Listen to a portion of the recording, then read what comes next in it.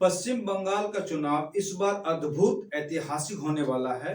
आजादी के बाद से इतना इंटरेस्ट बंगाल के चुनाव में भारत के लोगों को नहीं था जितना इस बार है।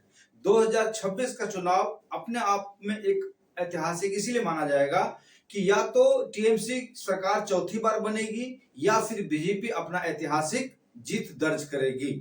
आपको बता दूं कि बंगाल का चुनाव हमेशा ही सुर्खियों में रहा है और राजनीतिक हिंसा जितना बंगाल में होती है, खास करके 2-3 इलेक्शनों में, शायद भारत के किसी भी इलेक्शन में या इलेक्शन के बाद देखने को नहीं मिलता है।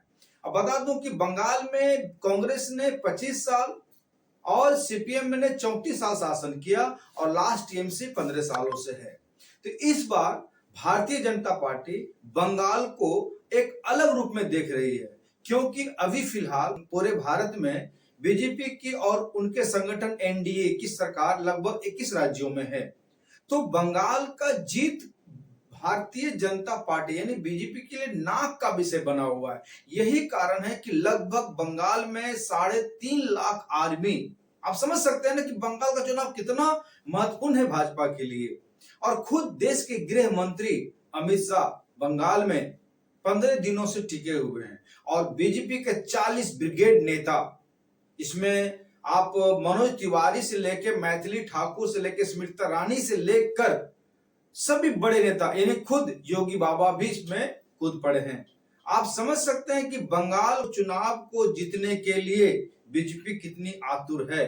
लेकिन भाजपा ये नहीं भूलें कि उनका मुकाबला न केजरीवाल से है, न तेजस्वी से है, न अखिलेश से है। उनका मुकाबला उस नेत्री से है जिन्होंने 34 साल की सरकार को अपने अकेले दम पे उखाड़ फेंकी है।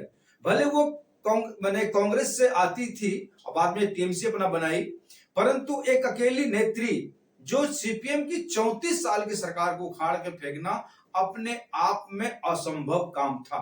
तो मोदी का मुकाबला ममता से है।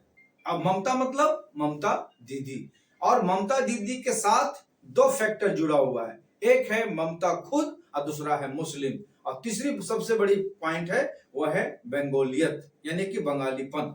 तो इस बार का चुनाव बीजेपी के लिए नाक का विषय बना हुआ है और दीदी के चौथी बार सीएम बनने का मुद्दा है। इसमें सबसे बड़ा मुद्दा बयानबाजी चल रही है। आप देखेंगे कि टीएमसी के नेता की तरफ से और बीजेपी के नेता की तरफ से पूरी तीखी बयानबाजी चल रही है और कार्यकर्ताओं के बीच में हर जगह हिंसक झड़प देखने को मिल रहा है। इस इलेक्शन में सीपीएम और कांग्रेस तो कहीं है ही नहीं। 2021 में दोनों 0 सन्नाटा था, परंतु इस बार दोनों अपने साख की खोज कर रहा है कि बची हुई जमीन को किस तरह फिर से उगाया जाए, हाथ और सीपीएम।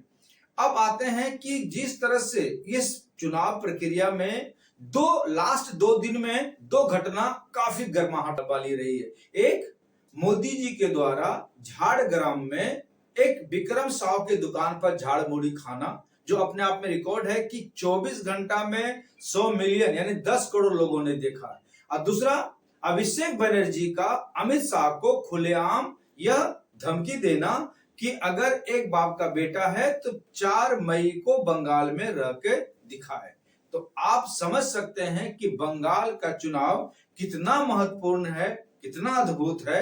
ये तो आप सब अंदाजा इसको लगा सकते हैं कि जो एकमात्र वीडियो 100 मिलियन यानी ये 10 करोड़ पार कर सकता है, तो सोच समझ सकते हैं कि बंगाल का चुनाव कितना इंटरेस्टिंग बना हुआ है पूरे भारत के लिए।